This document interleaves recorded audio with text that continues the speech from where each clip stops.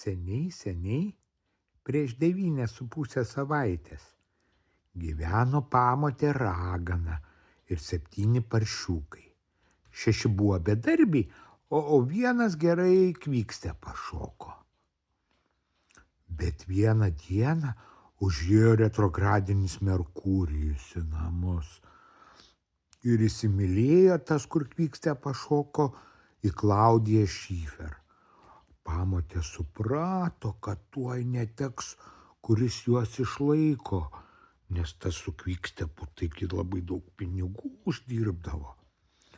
Ir parašė tada seniūnijai paraišką dėl Šiferio stogo keitimo.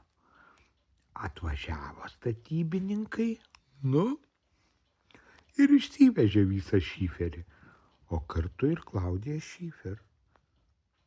Verkė peršiukas, labai kojytės tik trūkčiojo, į grindis, kad taukšėjo. Taip ir gimė šokis Stepas. Ir tada praturtėjo jie labai.